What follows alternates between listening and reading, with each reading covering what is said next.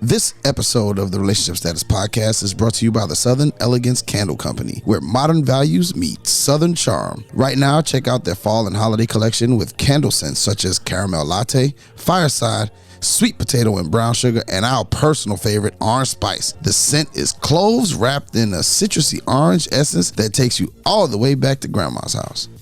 This one is sure to be your favorite, just like it is ours. So visit secandleco.com and use our promo code CRUX, that's CRUX, for 15% off all regularly priced items. That's secandleco.com, where they lovingly craft each scent and city combination to elicit a fond memory to whisk you to a place of pure joy.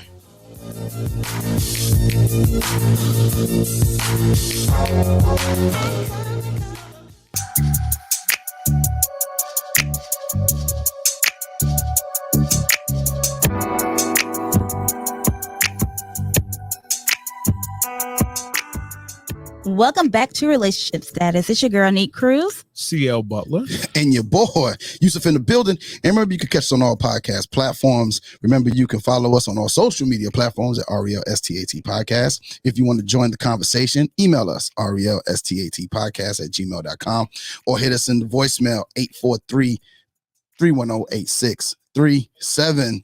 Nique, we are back for another week with the good people to give them some good vibes. How are your vibes this week? All good. All good? All good. All good vibes this week. All smiles. Okay, all smiles. CL, my good brother. My great. brother from another mother. I'm great. Great? I'm great. All good vibes this week? My vibe is there. I guess it's in check. Your vibe is in check. Yeah, my You passed the vibrations. vibe- No, my vibe check. vibrations are vibrating. They're vibrating. They're vibrating. Okay. Yeah. All right. We're going to go ahead and get into our episode today. We are blessed to have communication specialists, I would say, on. His name is Mr. Rob Howard III. Welcome to the show. Thank you. Give it a little applause. I got it. Okay. How you doing today, Mr. Howard III? Fabulous, incredible, ravishing. All right. Ravishing. Okay. Well, I am CL Butler II. So, so we got a second and a third. We got a second and a third. Okay. Well, and a I'm- first. I'm Nique Cruz the first. Okay. The first. And Okay. I am a first. I'm actually a first now. You are a first. Yes. You are a first. My son is a second. Your son is the second. Yes. Okay. Amir is actually a second. Oh, Okay. yeah. Okay. I'm first of my name.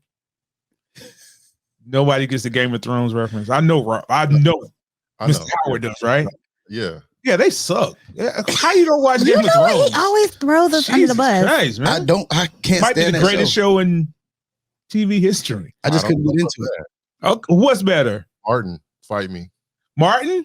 Martin, I don't know about better, but I do enjoy a good Martin. But you can watch Martin at any time of your life. can you? I can't. I can't. Oh, Oh, he doesn't watch. He's never watched Martin. I have watched. I watched. He doesn't enjoy Martin at I don't all. enjoy He it. doesn't even think it's funny. I don't think it's funny. oh my. I think it's like bits and pieces are funny, but it's not that great to me either. Yeah, it's not. It's, We should have told you this before pre-interview, huh? Probably wouldn't have just been me and you on. This is a genuine connection here. Like, okay, we care about Martin and they have no love for Martin. None. nah. None. No, I have a love for him. But I like his movies. I like some of his stand up, but the show Martin. Martin I'm is out. it's a good show. I'm outside. It's decent. It's something to watch while you're going to sleep. Wow. I wouldn't say that. The blasphemy. I will say that. The blasphemy. You don't have to. Wow. I wouldn't say that. I would say that because that's what Nah. I do. Let me say, I wouldn't say that. It comes on late at night and it's something good to cut on while you go to sleep. Mr. Howard, she is Afro-Latino for whatever it means. Oh, I don't wow. know what that means, but maybe in their You culture. threw that out there like that. Like, yeah, we don't understand her. Yeah, it's like No. Martina or something. What? That's what they call it. Okay. Well, Like from back when there was DVDs. I have the DVD collection of Martin. Also, that's class. Wow. I give you that one. A reel of a Martin. you have a DVD player. I had one. I don't even have one no more. Yeah, I know. Okay. I was about to Okay. say, they don't even make them no more, do they? Yeah, they do. They do. They still, Cars. Oh, yeah, they do have DVDs. You said they make them for cars. Yeah, the old form of media here. Yeah. So welcome to the show, Rob. We appreciate you taking the time to be with us. First off, where are you from? Inglewood, Los Angeles, Wood? California, America, Earth. The wood? Yeah, Inglewood. Okay. Yeah. What is it that you, for our listeners, what is it exactly that you do? I'm a facilitator. I get to help people talk to each other, connect with each other, and then like where there's like conflict, I help them heal, repair, or move forward as well as possible. Sometimes it's not going to be rainbow and butterflies, but how do you move forward? Yeah. Okay. How'd you get into that? How'd you choose that particular line of work? It kind of low-key chose me. So my mom was, I'm an only child. Mm. My mom was like everybody's mom. She was like at school all the time. The classroom mom, like the block mom. She fed people's babies. She made sure their grades was doing what they were supposed to be doing. Like she was one of those people. So my siblings were all fake. They weren't like blood siblings, but because of her way caring for other people, I had family like that. So watching the way that she cared for people, like strangers, adults, kids, whatever, that like put a print on me. And then in college, I switched from hella different majors, finally focus on Africana studies, learning more about myself and my culture, people from the continent and how that spread throughout the world. And I had no idea what the heck I was going to do with that degree. I was like, I don't know how you make money with this thing. I know I learned, but what do you do to make money? And I met somebody and they were like, there's this nonprofit in Long Beach that does these programs where they take people up to the mountains for like this weekend and they learn more about their culture and each other's culture and oppression and racism and all the isms and how to like get together and like be more respectful and tolerant to each other. I was like, that sounds cool. I mean, are they paying? Is there benefits? And I end up like joining that org, getting trained, working for them for like 7 years while pursuing music. Like it was my check while pursuing the dream. And doing those programs, I was facilitating. I had to sit in a space or stand in a space to get people to talk to each other. And I loved it. I would do it for free. I would do all the programs. I started doing it for contracts, eventually got hired. And I loved it. And that kind of turned into this, where now I charge people or I do it for free on TikTok. And it pays for all the good stuff, all the fun stuff in my life. All right. Facilitation pays for that. So what is the official title? I have a couple. I don't have no jobs, but everything that I do is through a contract through my business. My business is called Talking in Circle LLC because we use the old tool of sitting in a circle. I don't know if you've ever been at a campfire or a breakfast table and you go around and people answer the question, or Alcoholics Anonymous or different spiritualities have that. I played Duck Duck Goose before, so concept. Never been in a circle and talk, play the game. You can see the tool. But if you go back far enough in anyone's ancestry, all people of all ancestries used to sit in circles before like society changed and made that not weird. And people had power and they would stand up and other people would sit down and listen. But back in the day, everybody would be in a circle. So with schools, I do something called restorative justice. So I'm the director of restorative practices or restorative justice in a school district. And then other contracts, I'm like lead program director or camp director or this and that. Like it's just a bunch of different titles depending on the work. Oh, very interesting. Very interesting. So so what is it like? How would they get to you? What point do they come to you and say, hey, look, I need a communication specialist? Yeah. And how do they get to you, so to speak? Yeah. Well, now the word is out a little bit more, and I've done enough trainings and workshops and conferences that people are like, oh, this guy, he's really good. It's kind of like The Fixer. What's the I never watched it. Scandal. Okay. Oh, The Fixer with Olivia Pope. Olivia Pope. And terrible TV, but okay. I never watched that show, but I know the concept. Right?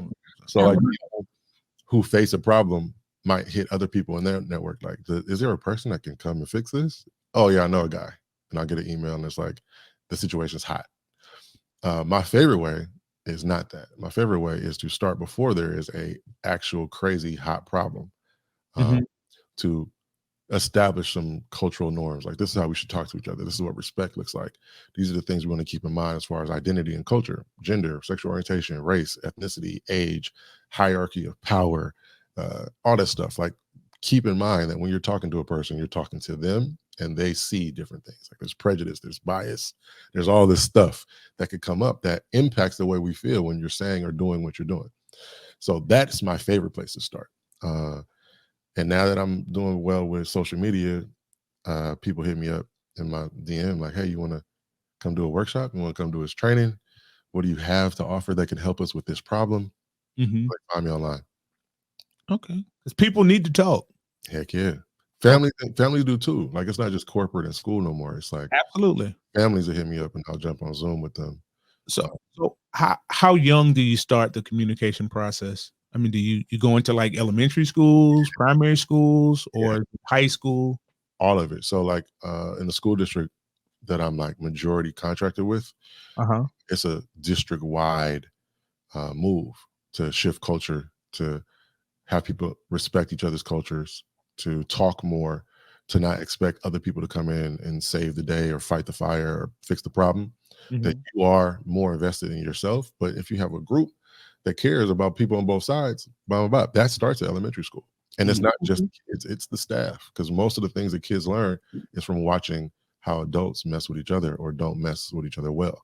So yeah, elementary school for sure. Elementary schools are okay. Yeah. Do you get couples contacting you saying, hey, look, we need, she don't listen to me, I need her to listen to me? Yes. Yeah. How do I make her listen? So couples too. How do you help them? What do you pretty much do in those cases? Because it's got to be different than dealing with two coworkers at the job that can't get along. Yeah, no, though, but like, it is different. The assessment is a little more slowed down with a company, with a lot of people. I have to talk to leadership. I have to talk to some people who are not in leadership with a larger org or system like that. With a couple, is like person A, person B. I don't know the problem, but there's clearly something that you want to either start doing better or fix the issue that isn't working, to stop doing this other thing. And the tools are really simple. We don't start with the problem. We start with communication. How do you talk to each other? Right. And not just the verbal. How well do you listen to each other? Can you repeat back what you thought they said? Is that what you thought you said? Because they heard this. Like, those tools are the beginning of it. Okay. So effective listening is a big part of it. Because a lot of people don't talk about effective listening a lot when they talk about communication, but it is a big part of communication. Yeah. We say communication, and it should be communication is listening and sharing. I think listening to understand and sharing to be understood, or vulnerably, is another way I say it. Those are the tools. That's what communication is. If I'm just talking, this podcast is going to be trash today. Okay. I got to hear what you're saying. I got to listen to your question. I got to pay attention to like the cues that you're saying with your facial expressions and the head nods, and you know what I mean? So what is Nique saying right now? Nique is saying that she agrees with what I just said. Listening is important. Okay. Body language. Body language. Okay. Well, go ahead, Z. On you. Okay. So what has been what would be like probably your most difficult, I can't say customer, or most difficult client that you have? Who would be more considered the most difficult client, men or women? Ooh. Or hold on a second now. Hold on. Let him answer the question. No, I mean, I want to help him because we want to stay politically correct. Does not need it all depends on what you identify as. So, in what identification is the biggest problem? Yeah. A cis man. Wow. No. The harm that heterosexual cisgender men in power have created. Ooh, look at that king speaking. The ability to see themselves as the problem that caused harm. Even if they're like, well, I'm a good person, I have good intentions, they can't see the harm that they cause. They don't know they're smashing the flowers and knocking things over. They don't see it. And that, on top of what they do that's harmful, the blindness to it, I would say men. Yeah. That's a good safe Men answer are- here. It's a good are- safe answer. Yeah. That Yeah. wasn't don't the answer I listen, was you're looking for, stubborn. though. You can't. Probably because you know you're hard That headed. wasn't the answer. Like what? Okay. I'm the problem. But it starts with men. Yeah. More so, Nique. Yeah. I'm not going to argue it. Of course you're not. Of course, well, I'm not going to argue. If you think about systems of oppression, we just name a couple quick ones, right? Like sexism is a system of oppression, right? Yeah. So there's a group that has power and there's a group that gets targeted or disadvantaged by that system, whether you like it or not, you created it or not, it's out there. But then you can go age, you can go class, sexual orientation, religion, spirituality, gender expression. Like we can keep rocking and going down all these lists, right? Gender expression. I have never, that's definitely a Cali term. Gender. I've never heard that before. Wow. Gender expression. This transgender is in gender expression, right? Okay. Yeah. So like biologically, whatever they said on the paper, what color beanie they put on the baby, that is sex, like biological sex. But gender expression shows up differently. Cisgendered, when I walk in a room, people see my gender and they usually assume it correctly because of what they think about gender. Some people walk in a room and they call them a he or him, but that gender is not what fits that person. It's complicated. Yeah. It's complicated. You know, and we didn't ask. What do you identify as? He, him, his. Okay. Yeah. You have to ask that question. So I prefer gender. Okay. Wow. I got a little uncomfortable there. I didn't know what's going on. I was like, did we go too far? Or rule number 1 is listening. Is that correct? Okay. Actually, I don't even use rules, but yes. You don't use rules. Explain that. So on the board, like if we were doing a workshop, I would start with group agreements. Group agreements. Right? They're either agreements or guidelines that we strive for. Because implying of a rule is like, if you break the rule, what happens?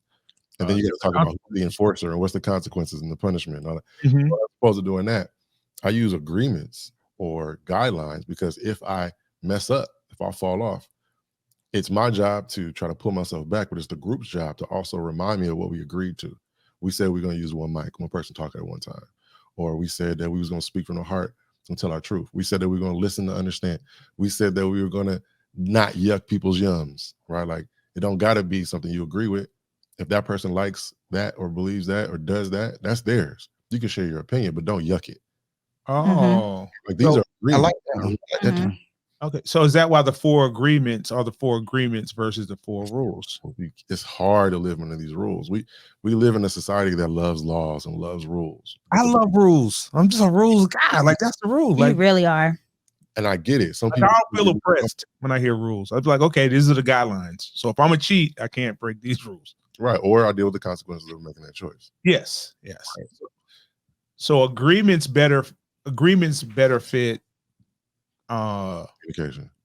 Okay. Is that, does that also work for couples? Yeah. Or is that better for a group? Yeah, I think you should have agreements in couples.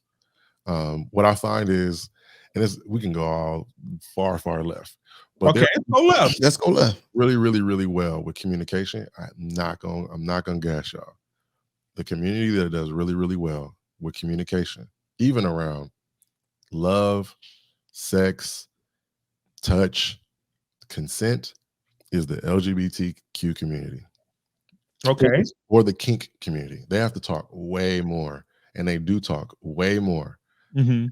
Heterosexual, cisgendered, monogamous, traditional couples, right? They talk about everything. Just because 2 dudes are gay or two girls are gay or whatever doesn't mean they're a compatible match, or that their sex is going to match, or that they're looking for the same thing. Like they have to talk about all kind of stuff, right? Okay.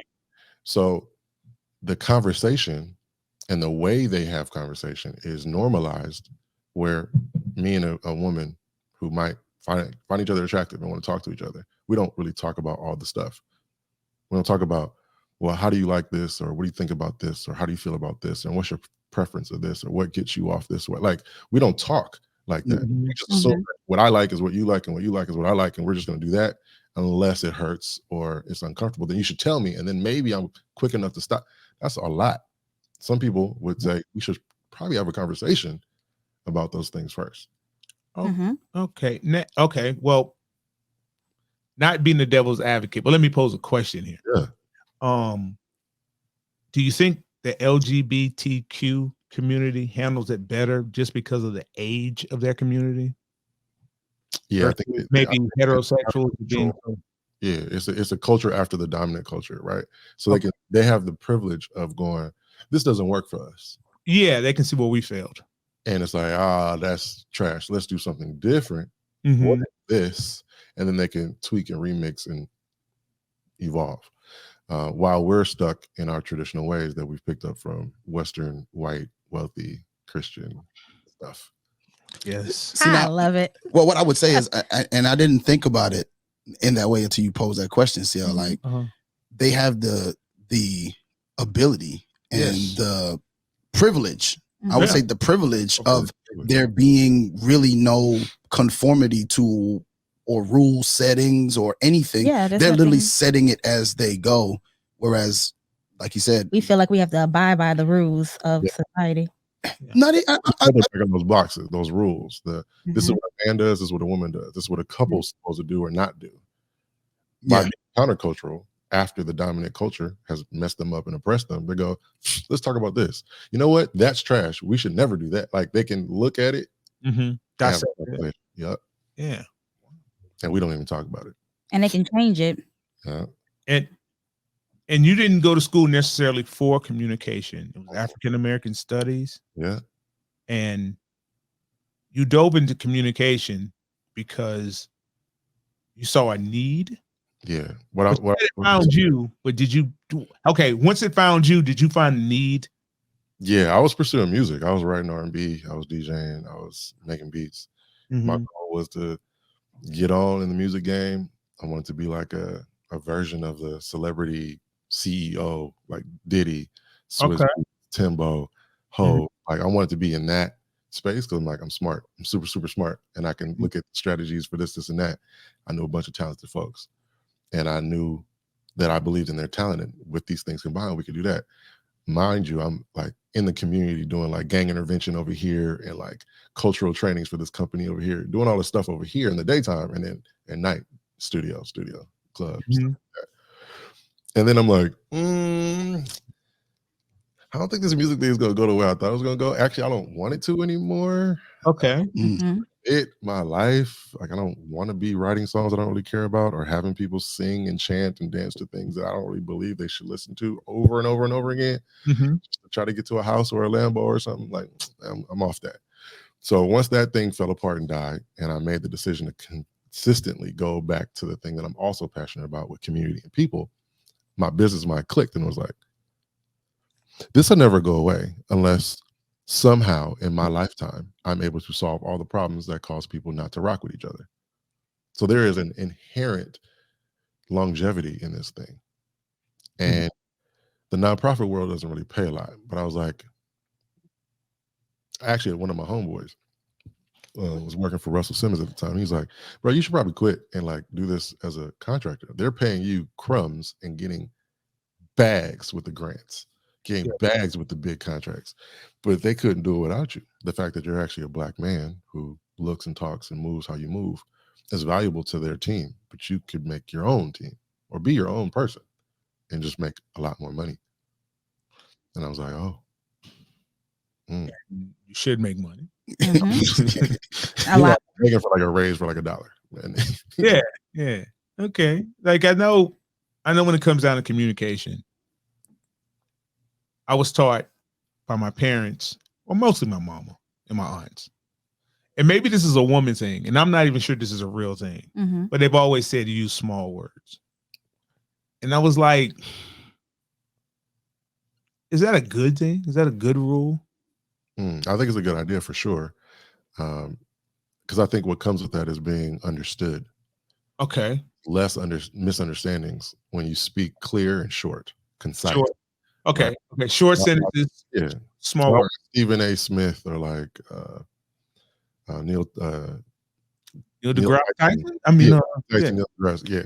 Like when I watch them, it's almost like they're juggling with words. They're throwing words in the air, and I don't always know all the things that they're saying. And I'm impressed by the word choice, and I don't always know what that word means. I can put it together, but I'm not walking away like he said this, he meant this, right? But when people speak short and clear, it's kind of hard to confuse that as much. So they were giving me good advice. It's a good game. I was going to ask, what exactly are small words? Small words, like no. That everybody can understand. No, I don't want to do that. No, that's not going to happen. Yes, or yes. It would make for a bad podcast, though, right? Like when you explained it because he asked for clarity, more than one word. Oh yeah, example, right? Yeah. I think sometimes in a relationship we get frustrated with people who don't speak long because it's like, I want it more. Give me more to work with. I've experienced that mediating conflict with male-female. Okay. He doesn't say much. He doesn't talk. Might be what they start with the message. And when we talk together, I heard him say no. I heard him say, I don't like that. That's a good word there. No. Yeah. Like, well, if he said that, then he did communicate. He just didn't give you the soliloquy. He didn't give you the poem. He didn't give you the explanation. And that's what you wanted. You wanted more. And he wasn't with it. He actually feels offended that you wanted more from him when his no was enough. Or it should have been enough. Or you should ask a different question to get more from him. If you ask me a yes or no question and I just give you yes or no, don't get mad that I just gave you yes or no. Ask a different question. I think it's because we're wanting a different answer than we've gotten. So we end up getting mad at the answer that, you're providing because that's not what we wanted to hear. Well, he provided an answer for you. Ask the right question. Yeah. Because I may not know, and I'm guilty of this. I'm going to answer the question you asked me. I'm not answering nothing else. I'm not real good on answering the other stuff because I don't know what you mean. Like, well, it doesn't even have to be that. You can just not be giving me the answer that I want. That's what I just said. I'm communicating that to you. No, you said that's asking literally the correct. That's literally what asking I just said. You're correct. Asking the correct question. But if I'm asking you the question I want the answer to, you're just not giving me the answer that I want. You're giving me the answer that you feel like you need to give to this question. Like that can still be okay. Miss Stout, we're gonna watch your skills in live action here. Yes. Me and Nique are having a communication gap here. Yeah. And maybe this happens with me and Nique. I feel like I said something and then she repeats what I said. And when I say I said it. Did I repeat what he said?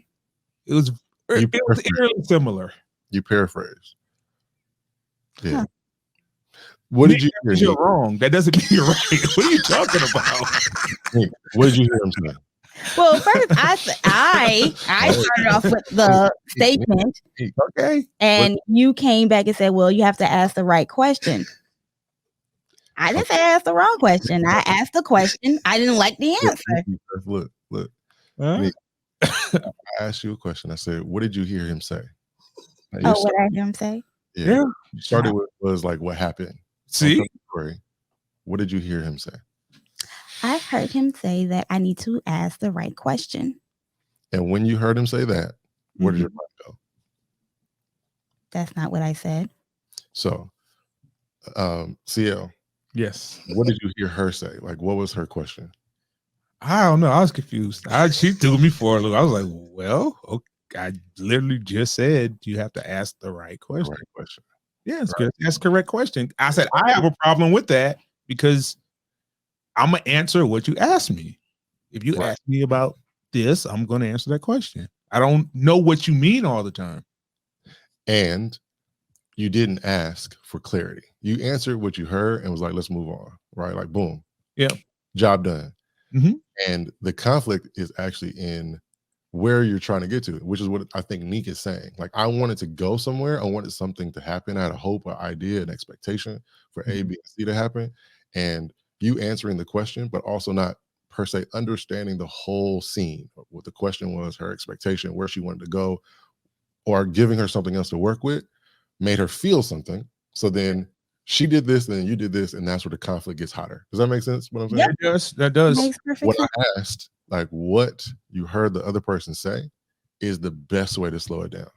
And you don't even have to have a third person or a mediator to say that, or a moderator or facilitator to say that. When I hear Nique speak to me, even if I assume that I'm right, of what I heard her say, I can go, so what I heard you say is this, and then answer that question. And then ask that question of, did I get that right? And just slow it down, right? Did I get it right? That question leads Nique to go, that's not actually what I was trying to ask, or that's not what I was saying. Same thing happens on Nique's side.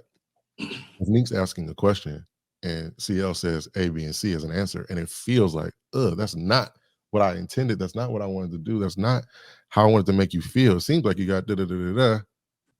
You can go, my fault. What I was trying to say is, or what I was hoping would happen was, or what I meant was, and like slow it down, back it up, and get on the same page, as opposed to like the friction that happens. And it happens. Is that? Well, the reason I'm baffled is because I started off saying I don't have the intel to figure out what you mean. I know what you asked me, and then I'm just like, oh, this is what you asked me. So but earlier, asked me. But earlier we talked about listening to understand and answering or speaking to be understood. We just move like that, especially men. Like we talk to each other in a certain way, especially in the cultures that are like very masculine, like sports or business. It's not a lot of slow down in there. It's like the play is this. Like this is the play. Run the play. Be where you're supposed to be. This is what that means. Not to break it down and analyze, right? So we think with these minds that come from these other places. That you're right and valuable for doing it quickly and just moving on. That's not the way everybody else's culture, especially women culture, rocks. So if you're speaking to be understood, short and clear, not clear on the question or misinterpreting what is supposed to happen from this question, because a question means something. I want to take you somewhere. Every question that I ask on my TikTok, I am intending to take someone somewhere. I want them to feel or do something. Same thing when Nique asks a question or makes her point. If you're not clear where it is and you just answer the question, you're moving so fast and it's further than or not in the right spot. So what I'm saying is you're right. And those things work where it works, but where it doesn't work, it doesn't work. Doesn't work. Yeah. So you have to know where to apply them. Yeah. Slow it down. Nique is one who can extend most conversations where I just want to like say, hey, there's the answer. Let's get to the next thing. Okay. But the conflict is not on a podcast. The conflict is not in what you guys are saying or what you're asking. The conflict is actually in the ideas of conversation. Okay. The next thing. She's like, let's slow it down. Let's break that down. Let's unpack that. Let's debrief this. Right? Let me talk about feelings. Let me talk about story. Even if you didn't say any of that, you just said that. I totally understand. Right. But when I hear Nique and I heard you say that these are our styles, the conflict is not in the person or in what you said. It's in the styles. Okay. And you'll always be in conflict until those styles are like respected and you use tools to help it be less hot. Oh. But I think the heat is what makes our show be what it is, though. That's where the jokes are. That's where the spice, the clips can come from. Oh, yeah. Okay. Yeah, we got to keep that. I don't need y'all. We don't need to change our styles. I don't need no resolution to conflict here, sir. So it's like that first take energy. We're just gonna argue. Like we're not even gonna have a point. And when you have conflict, people pick sides. So there's going to be a group of people like, yeah, I agree with CL. And I don't even like that other person over there. Right? Okay. Coke versus Pepsi, red versus blue, or versus that. Like that is good entertainment. Okay. Yeah. Thank you. So we give good entertainment. Yeah. Okay. At times. Yes. All the time. Now, do we have any personal communication questions we need to ask? Maybe you help us on a personal front a little bit.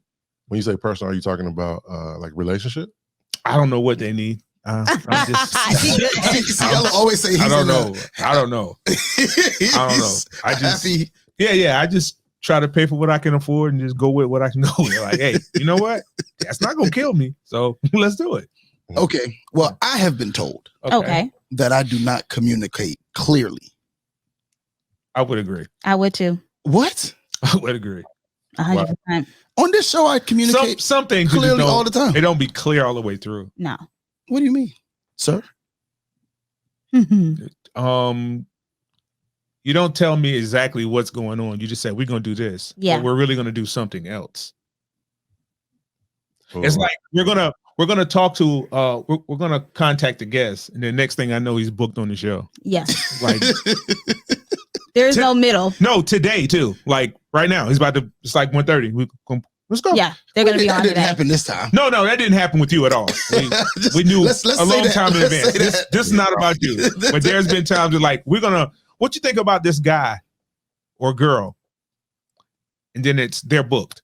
Yeah, we didn't even talk about them. It's not even that. We'll have like, okay, we have so and so coming on. Yeah, next week. Like, oh. Okay. Isn't that enough time if I said next week? No, you never next week. She's being nice. It's like tomorrow. Or even like having a conversation of, is it okay for this guest to come on? Do we agree that this guest should come? It's just kind of okay, this is what I'm doing. Okay. And then our co-host, Nique, automatically thinks I've already agreed with Yusuf. Yep. And sometimes I'm surprised. I'm like, whoa, okay. And I'm upset. Because she thinks we're leaving her out against her, and I didn't necessarily know. Conspiring. I think y'all communicate more than y'all communicate with me, but maybe not always about the show. Yeah, you just communicate about other conversation may come up. Yes. Well, here's some background to our listeners and Rob. Yeah, me and CL talk about 3-4 times a day. Yeah, it's about because we have a bunch of different ventures together. And then of course there's a friendship, a close friendship that me and him have. Yeah. So we talk throughout the day. Like I don't think there's been a day we haven't talked. And if it is, it's probably because no, that's not the case. And if it is, it's probably because busyness, just life just kind of got hold to it. So naturally, some things we would talk about just kind of come up. Whereas Nique, I talk to her as much as he has to. He doesn't. I'm not cared for it that much to feel like as much as I have to. I mean, see, but I think there's people in your life that you talk to daily, and then there's people in your life that you talk to periodically. And Nique's one of the people that is, I consider her a friend that I speak to periodically. How are you going to tell me what I consider? If you would, can't tell him what he thinks. You're right. I can't tell you your experience. No, it's not my experience. I consider you a friend. Like if something was to happen to you, I would be concerned. I consider that a friendship. Okay. That's so there's so many dynamics that just came up in that honest thing, right? That honest thing just said at least two things really loud to me. The triangle, right? There's three people. The triangle is hard to balance. There's only one way to balance a triangle. There's got to be perfect angles in each side. Okay. What I'm seeing is that there's a connection between the two bros that is more than just the show. So that angle is not the same as the angle connecting to Nique, right? Like a perfect triangle has like, what is it? 45, 45, 45 or 45. 3 45-degree angles. So what I'm seeing is there's a strength up there where there's more balance, there's more relationship, there's more connection, there's more history, there's more interest, commonality, whatever, right? Doesn't mean this other triangle is not valuable. This other angle in the triangle is not valuable. It's just not as strong, right? Then there's gender dynamic, right? And then there might be time of relationship, or why don't you invite me? Like it can happen in friendship groups that have a 3. It can happen in a family with the middle child or the youngest child and the oldest child. 3 kids all feel different about the way pops or moms or the family treats them. And why is it? Well, because I'm the youngest, I'm the middle, I'm the oldest. That dynamic comes up. There's also personality style. I think Yusuf, what I heard is you made a decision and it wasn't a communication, it was a decision that felt like you were trying to include and give a heads up, but it was a decision, right? Decision's already been made. Like, I'm being inclusive. I'm being informative. You know? Information, but you did not include. Okay, I have to do more. I have to be more inclusive. Is before you move to their guest? I have an idea. What do you think about this? Is what I think you were trying to say. But then you made a decision, which didn't matter what they thought about it. Well, here's no. If they're like absolutely no, then you be like, all right, I hear you, but you got to explain it now because I've already committed. Well, here's my thing, and I think that this is probably one of my issues. CL tells me all the time. I'm like if I think it, I'm gonna go do it. I'm not gonna wait I'm no plan. No all. plan. Just go. Just a goal. No plan at all. He's a go-getter. Yeah. I tell the story about when I started podcasting. I literally thought about podcasting one day. I went to Best Buy, bought the worst mic in the building. A friend of mine called me, say, "Hey, I want a podcast too." I said, "Okay, let's do a podcast." And it literally in 5 days' time, I was podcasting. It sounded like nonsense. It was really bad, but it got me here. Yeah, so I always feel like I'm more of a I'm gonna go do it, and then I'll kind of figure out everything else later. And a lot of times, CL and another close friend of mine, Malcolm and Daniel, they pull my reins a whole lot. So I've learned to talk to them more. But when it comes to certain things, I still say it and then just go ahead and do it rather than maybe I need to wait for people. No. You do need to consider. Yes, I need to be considerate. An activity I do called the medicine wheel that came from indigenous, we old school was Indian, but they're indigenous folks. Yes, indigenous. Tribal folks, right? And they look at the balanced wheel, having seasons and colors that are not all the same. In the wheel, there are 4 animals. There's an eagle, there's a deer, there's a bear, and a buffalo. Eagle, deer, bear, buffalo. You sound like a buffalo, Yusuf. I'm pretty sure that's a compliment of some sort. There's no bad seasons in the year. Okay. Yeah. I don't think it's a thing. Right? But buffaloes, the good thing about buffaloes is they're doers and they can push. The bad thing about a buffalo is that they run over people or they push too hard, too fast, too much, right? I look at myself in that wheel as an eagle. I'm a visionary. I'm up in the clouds. Sometimes the negative of a visionary, idea-driven people is that they lose the details because they have another idea. They're on to the next idea, the next cloud. They're not looking at what will it take to do it. And sometimes they're so caught in their thoughts or the idea, they're not actually helping do anything. They're just, I got an idea, let's go. And then the buffalo might be like, psh, and they try to make it real. The deer is about relationships. They're usually taken advantage of because they have a hard time saying no or creating boundaries or keeping boundaries because the relationship is super there. They care more about how does it feel when we go do this thing or build this thing and make this thing work, as opposed to the thing working and the victory. They care about the relationship. The bear is the procedure. The book says this is what we should do. This is what logic says. I don't care what you feel. This is the. So I think CL's a little bit more. We know who that is. Yeah, we definitely know who that is. We know who that is. Every conversation starts with first, we got to take our feelings out of it. Yeah. So I wouldn't say all that deep, but I can tell from this conversation. Yeah. And I would say Nique is a little bit more of a deer, is what I would say. Oh, okay.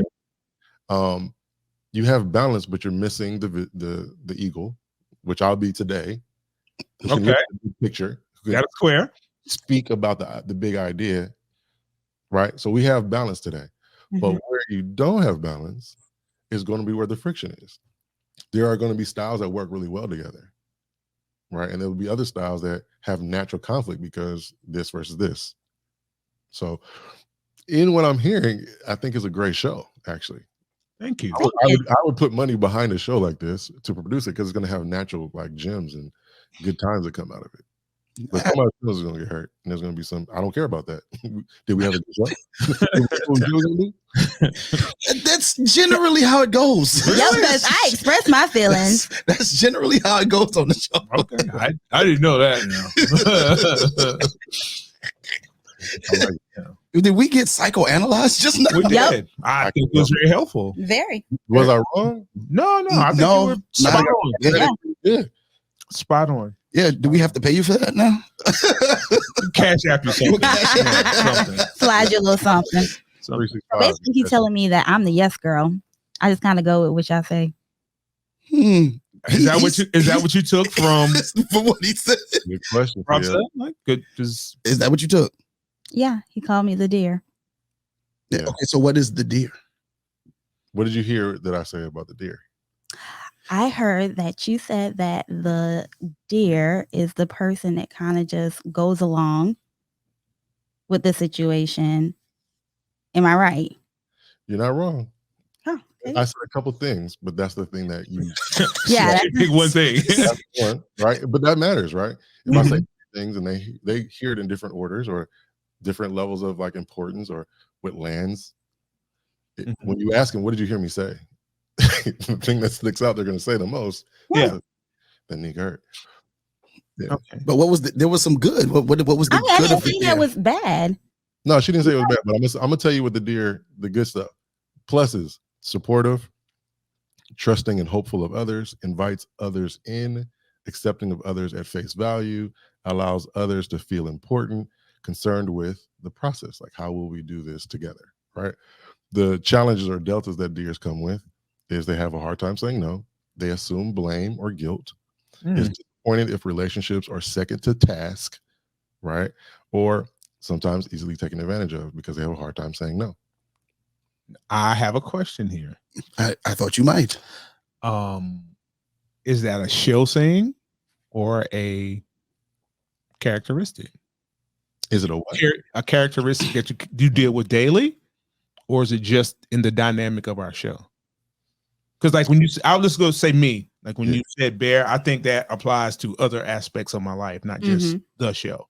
Yeah, and that was for me as well. And me as well. Yeah, I was. Yeah, we become who we are in those spaces. So like on the Lakers, I might not be the Buffalo. There's bigger and better. It's a great team too. Yeah, right. Love the Lakers, gang. Yes.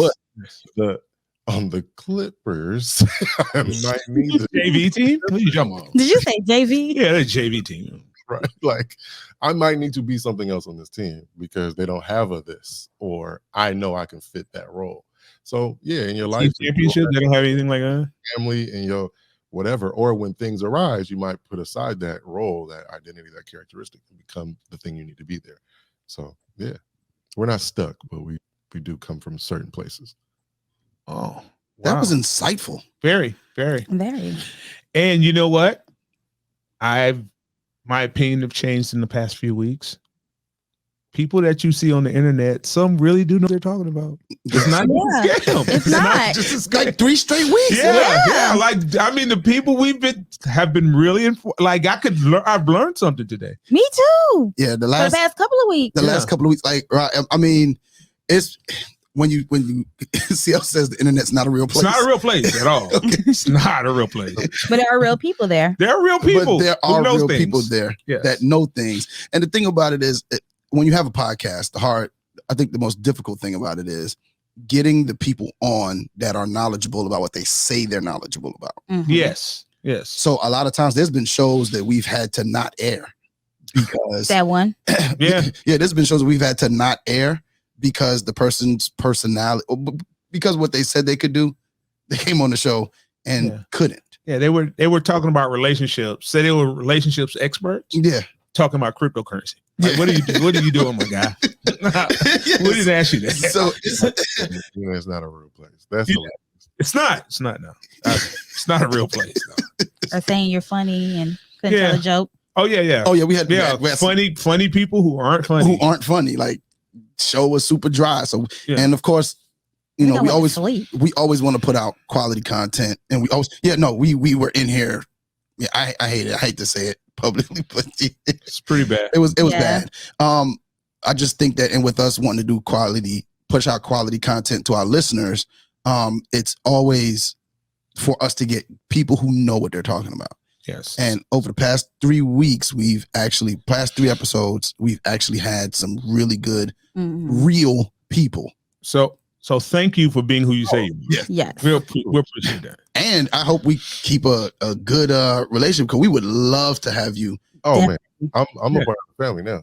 Oh yeah. Yes. Okay. Yes. Okay. You know what? No, we got the eagle. Good job. We got the eagle. We got the eagle. Now, that's all we needed. We needed an eagle. Yusuf, good job on picking a guest. Yes. I appreciate it. Thank you. I get it right every now and then. There you go. Now, how long have you been doing this officially? Where I'm not doing like a million other things. Well, I mean, the other things count also, because it kind of, I guess, gives you an opportunity to step away from this and take in some other information. I've been doing group facilitation, conflict mediation, team building stuff since 98. Oh, wow. Okay. Over 20 years of this. Locking in where it was like, this is my thing. I'm not just doing it sometimes. I'm doing it multiple times a week. 2004.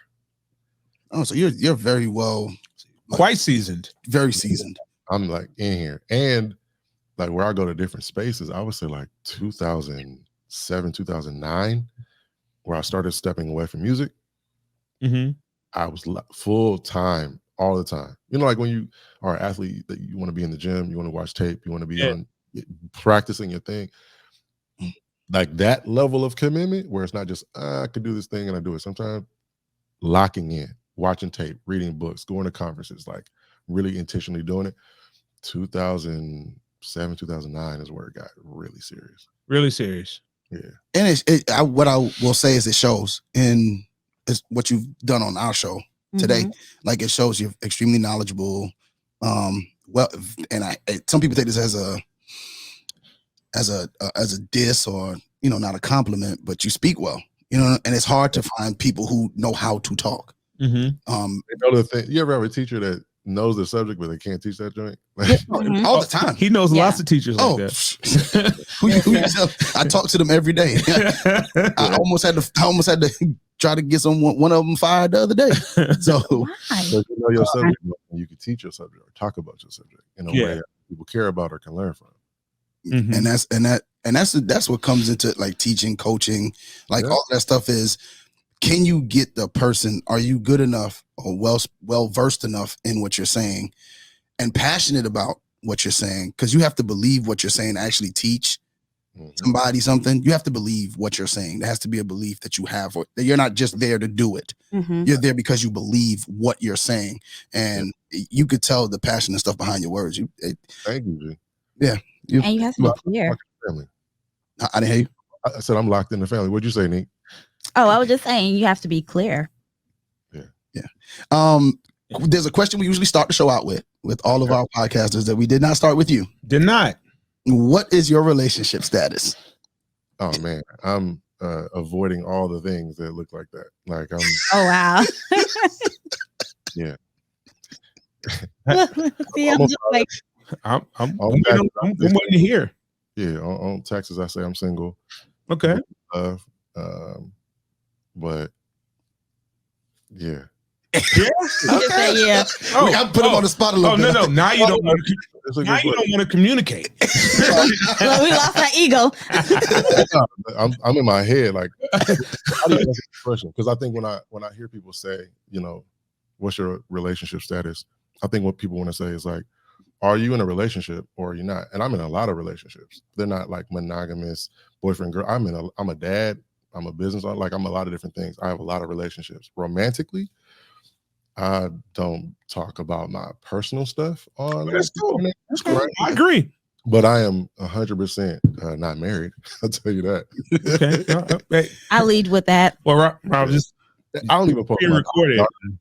I don't even post my daughter on the internet now. Like I wish I can go back in time and not have posted my son. Like, okay, it's not a real place, but it is a real place. And I don't want to put my real stuff that I care about. Yes, on the web, crazy, because it's timeless. Okay, well let me ask you a question about that in regards to a relationship, because I feel like you feel. Yeah. My real life is not on the internet. Like these are just things that go on, but it's not real. Yeah. In relating to a woman or a man, do you feel any pressure that a woman or man would want that? Would want you to post them or put you in? Because I think it's protecting them. Yeah, keeping them at the line of fire. Yeah, I asked the question. I played a game called Forced Choices or This or That on the internet, and it's for singles to have a conversation. It's like A or B. Sunrise, sunset, breakfast or lunch, heels or sneakers, basketball or football, you know, that quick blah blah blah. And in it I asked a question that was like, post your boo or keep your private life private. I'm going with private life private. My personal answer was keep your private life private. I think it's better that way. It is. I don't put my saddest days on the internet. I don't put my biggest wins on the internet. Absolutely. I don't put my children on the internet. You won't even know all my best friends. You might know something, but I'm not going to show the whole thing. And that's just the way I live. But some people are like, absolutely not. So your question of like, has it caused any pressure? It doesn't cause pressure now, because if you care about me and you respect me for my way, then you understand that it is not me keeping you a secret. It's not that I'm ashamed of A, B, or C. It is, and you have to respect me the way you want to be respected. So if I have a woman in my life who's like, hey, you know, I feel this about the internet, I will listen and we'll have a conversation. But your thing may or may not change how I feel or what I do. And I will respect yours. As long as we're not causing harm or friction to each other. So there's no pressure. Anybody else in my life has to love me and care about me and respect me the way that I want to be respected, or respectfully leave. Okay. Like, that's the go. All right. Now, my question was trying to take us somewhere. So I want to go to our next. Your decisions made upon principle or whatever you make your decisions with. Yeah. How do you communicate your decisions without being dismissive Of someone else. of someone else's feelings? I'm talking someone who's involved with your life, a friend, family. Like, listen, this is my decision. This is a decision. Because I'm just like, hey, that's what's going to happen. You can do what you want to do. Yeah. Like, how do you successfully do that with people? I think it starts with the lighter, easier stuff first. Okay. Find places that you disagree or go in different directions that are not so based on core values or core principles, right? Like if we're talking about the internet, that's probably a serious one. Other places where we can disagree. If you don't like the Lakers, but I love the Lakers, can we play and respect each other's differences in a way that doesn't cause pain to somebody? Yeah, never say you don't like the Lakers. Right. But there's people who like, I know there's people who are like Celtics fans, and that feels a way to me. Those are bad people. Those are bad people. Right. So we should be able to talk about and find the things where we're not just always in common, where we have the same answer, we have the same like, we have the same taste. We should find the things that are different and learn how to not beat up on each other or me make you feel like you're wrong for being different. Okay. The thing that you're talking about is I could take ownership for how what I think or what I believe makes you feel. Like you might feel A, B, and C, but it wasn't about you. I made a decision about my life. You asked me a question about my life. You want me to live my life because it's mine. Okay. So I don't want to own you either. Like there's another place of like relationships where I go, falling in love is dangerous because there's a possessiveness that comes from it. You're my girl, you're my man, you're my husband, this is my relation. And that my stuff is where a lot of pain comes from. Really? A lot. Yeah, it's like ownership. You made me feel by doing the thing that you liked for yourself. Well, what was I supposed to do? What were you supposed to do? You live your life for you first, right? Like you're in your relationship with yourself first. So you think it's healthy to use terms like my girlfriend, my boyfriend, my? I get it, but the labels and the possessiveness is where harm and danger come from to me. Oh. So what other words would you use in place of that? My favorite is beloved. I use the word beloved on purpose every day on the internet.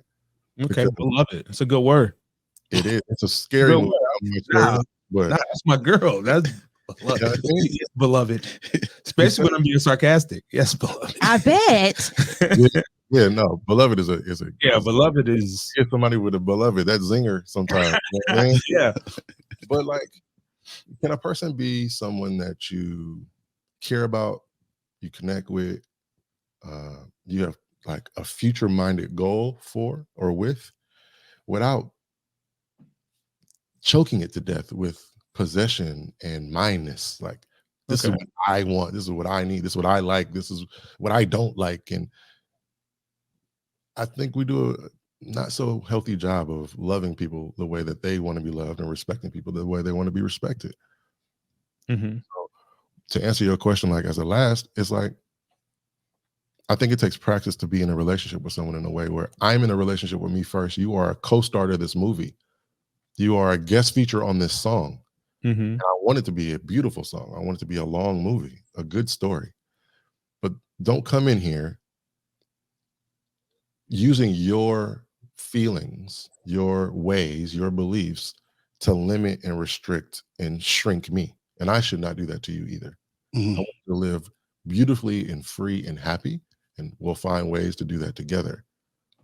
And if something that I like or I want or I do makes you feel a way, we can absolutely talk about all things. But I'm still the star of my story. Okay. I like that. I'm gonna use that today. Okay, then. Okay, star of my story. So when's the book coming? I'm gonna put out a app and a book around questions by the end of the year. That's the goal. I've never put out a book before, but Never. yeah, Well, I mean, figure it out. never is now. Yes. What I was always told. Yeah, never is now. The living in the yet. Yes. Now, on to a couple lighter things. Yeah. I definitely see you have Mamba mentality. Yeah. We won't even talk about Kobe because I might start salivating. I might, yeah. I might cry. That's my guy, son. Like, my guy. I mean, second is good. Okay, you call it what you want. Yeah. Now, he's not better than Jordan, but Kobe's a different thing now. Okay, you see the day. Yeah, I see it. Kobe and Beyonce. Don't talk about them too. Two highs. Yeah, yes. But the singing. What? Let's talk about the singing. What about? He said he was R&B. He did R&B, not rap. R&B. No, I thought you was hitting Beyonce. My apologies. No. But the singing, children, the children's lullaby singing. Okay, is that like a secret not a secret passion, but is that the other thing to get your juices to flowing, or you going?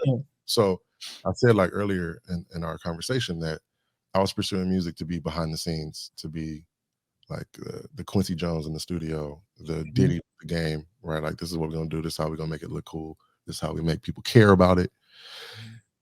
That went really well. Got really close. Okay. Getting the deal signed and all that fun stuff. And then everything fell apart. My son was born in 2007, January. My mom was diagnosed with stage 4 cancer, breast cancer, May 2007.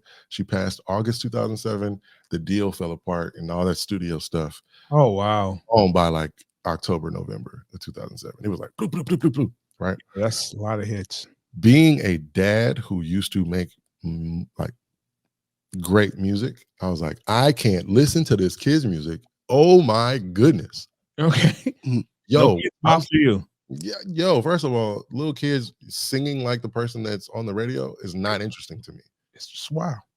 Right? Like, I want to hear not the best singer sing the pop song or the hit in the club. I don't want to hear them change the hook to a slightly more appropriate. I don't want to hear kids sing Umbrella Ella A. That don't make no. It doesn't. Hey, right? listen, Make it a better song for kids to listen to. I can listen to Rihanna and Jay-Z clean edit. So, but I also could see as the business, I was like, I don't feel comfortable listening to the things that I listen to on my iPod or on the radio with my kid in the car. Like, I was like, that's not cool either. I think they deserve music that's for their development. Counting shapes, sharing, clean up, brush your teeth, wash your hands, Old McDonald. Like, there's a million songs you can make that are kid appropriate to help them become better human beings. Okay. Right. But it can't be people who also like go, you know what, a sell? Hip hop, R&B, reggae. Let's just make it reggae. And they're not really from the culture. No, not it's like me not like really knowing anything about Mexican food or tacos or nothing. I'm definitely not Mexican, but I'm like, you know what, a sell? That's not cool. It's not. So it's not cool in music. It's not cool in entertainment. It's not cool for clothing. It's not cool for real music. Especially for food either. Right. I hate that. And it's just something off. It gives me the heebie-jeebies. I'd be like, Yeah, you couldn't sell me a taco. I would be mad. But there are black people who make bomb tacos. But maybe okay. That's a whole nother podcast. Another conversation. Right. So what I said was, when that stuff fell apart, I was like, you know what I'm gonna do? I'm gonna make my own version of kids' songs. And I'm not a great singer. Right. Okay. I have good ideas. My homeboys might be a better producer, better rapper, better writer. I was like, but they're not going to get it or care if I don't do it myself first. I got to see there's value here. We can get some money, or that it's important and they feel good to do it. So I did it in 2009, put out a project, and then I kept it like, I'm not the best singer. I need better equipment. Let's do it again later. But I created a whole idea. And that kids music thing, I was like, I want to do a whole show. This ain't just the music. It's not going to just be one singing puppet. I want to cast the characters. One that raps, one that sings, one that does other stuff. A girl who sings, a girl who raps, producer. Like I want a whole cast of characters like Mickey and his homies. Okay. Where I'm at now is you're seeing the first character, like the Mickey or the Bugs Bunny lead character, start, and then the other characters are going to come behind it. And I'm going to not only just put out the music, I'm going to put out my own show. So that is the thing that I'm super excited about. Like I said, facilitation pays the bills for vacations and clothes and the gadgets and stuff, but it also funds the equipment. Like I got a sewing machine in here for the second puppet that I'm about to start. I was going to ask you about the puppet, but I thought that was your personal business. I was like, I was going to get to I'm like, there's a drum machine right here. Like I'm okay in my studio. So you're still going to do music? Yeah, it's just going to be kids music.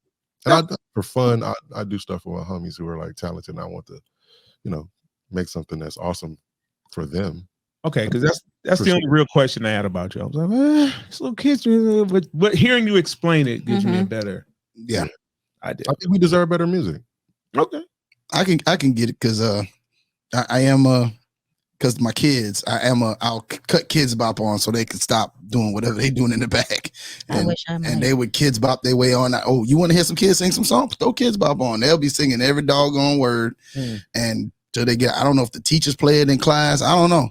But all I know is because the only time I turn it on, you don't hear it here. The only time I turn it on is in the car. And they already know the songs. Yeah, and they be going to town. And I just be like, and I knew when I had to go to Kids Bop because I was playing something in my car and Amir was in the back and he was getting it. And I was like, all words?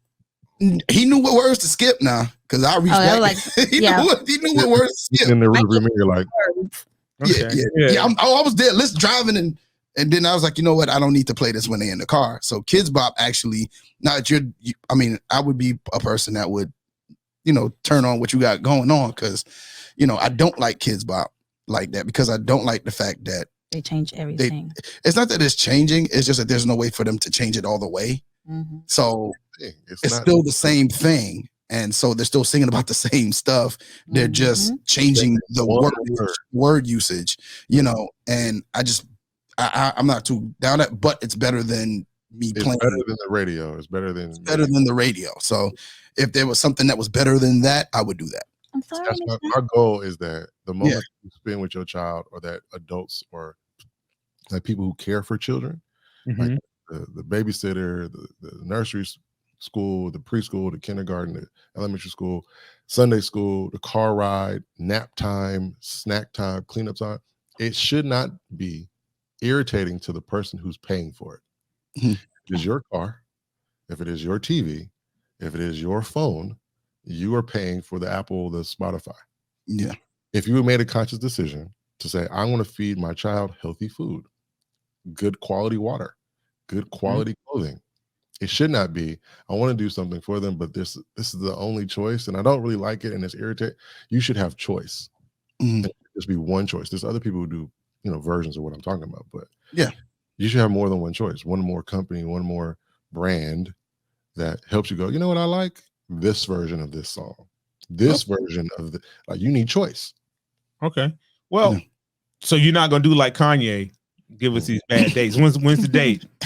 Nah, I don't have a date for release. I release them when I release them. Well, thank you for being honest. Yeah. Thank you. Release them when you release them. I did a version of Row Your Boat that is crazy. So my homeboy is the voice of the character Lil Sleepy. That's the first character. Lil Sleepy sings lullabies, right? It's the idea that during chill out time or nap time or whatever, bring the energy. We're going to calm, we're going to soothe, we're going to vibe. We might two-step or snap fingers type energy, but we're not turning up. We're not Meek Mill intro, right? Okay. It's the slow down, calm down time. And we were, he was on American Idol. He's a phenomenal singer. We were doing Row Your Boat, and the vibe was so emotional because it was COVID time. We had shut down because of COVID. We weren't recording. We were supposed to have already been done. My pops had got sick. He passed away at 95 on Christmas. So he was 95 years old, but he had just got sick. All of a sudden, he was fine one day. The next day, he was like, fading away energy. Something ain't right. Go to the doctor. And that just was the emotion in the studio. Mac's father, his name is Mac Royals. Mac Royals' father had just passed away. So like the vibe in the studio to do the slow down song was kind of sad. And I was like, we're going to use it. So if you listen to the Row, Row, Row Your Boat, the message of Row, Row, Row Your Boat for me is like, life is but a dream. Right? Dreams end. You wake up eventually sometime, right? Like eventually you will wake up. The dream is going to end. But life will be what you dream of. So there's some positive in there, right? So the vibe of the song is emotional. So by the end of it, you got jazz piano and jazz bass and jazz saxophone. And it makes me want to cry every time. But I'm so glad we did it honest to the feeling of the studio, because people who have heard it have sent me messages on Instagram, like in tears holding their baby, like, this is amazing. Because we didn't fake the emotion. Like we really performed that song. Oh, wow. Okay. And of course the kids don't know, like they don't feel the emotion. They don't care about jazz the way we do. Yeah. They don't care about the musicianship the way maybe people who care about music do. But like that's what we're doing. We're doing like, is this for kids? Like I'm feeling emotion. Like that's what I think we deserve. Okay. Yeah.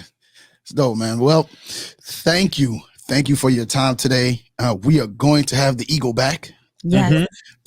As much as you'd like to, hey man, just hit me up. Hey man, what y'all talking about today? No, we're gonna hit him. We're gonna hit him? Yes. You sure? We're good. Invite me. I don't want to bother y'all. You ever just have somebody be like, hey man, you can come over anytime. You'd be like, Yeah, I'd be like, well, can I come over? Not today. All right. I'll let you know. We'll do that then. We'll do that. But tell people where they can reach you, where they can follow you out on social media. Absolutely. I've gotten the username Mr. Howard 365 on everything except Venmo. Okay. And you can find me on YouTube, Mr. Howard 365. I'm resuming my YouTube. I post a video every day, a question of the day to help you have conversation with whoever's in your life, strangers or your family members, your boo, your bae, co-workers. On TikTok at Mr. Howard 365. That's where a lot of the content goes for communication and questions. On Instagram, Mr. Howard 365. I respond to that. That's where the homies pulled up, and I was like, heck yeah, I would love to come on your podcast. So I usually respond there too. And on LinkedIn, I also post content that's like corporate stuff, like communication icebreakers for like business meetings and around identity and culture and stuff like that. So there's content there too.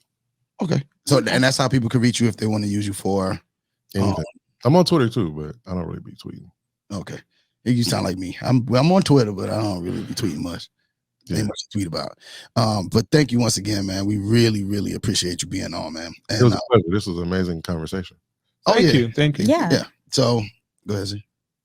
Okay. All right. Nique, go ahead and take what you go ahead, Nique. Go ahead and take us out. All right. Well, we would like to thank our guest, Ron Howard III, for coming on and teaching us how to communicate with each other a little better. Okay, dear. Okay. Hey. All right, Bull. You got it wrong because I'm the Buffalo. Oh, Buffalo. Okay. Okay. Whatever, the Buffalo. Well, It's your girl, Nique Cruz. CL Butler. And your boy, Yusuf, and we are out. Thank you for listening to another episode of Relationship Status. Remember, you can catch us on relationshipstatuspodcast.com, iTunes, Google Podcasts, iHeartRadio, Spotify, Pandora, Amazon Music, Nobody Grinds Like Us, and anywhere you listen to your favorite podcasts. If you would like to join the conversation or leave us a Dear Nique, email us at relstatpodcast@gmail.com or call us at 843-310-8637. Follow us on Facebook at Relationship Status Podcast, on Instagram and Twitter at RELSTAT Podcast. And don't forget to comment, share, 5-star rate, subscribe, and review.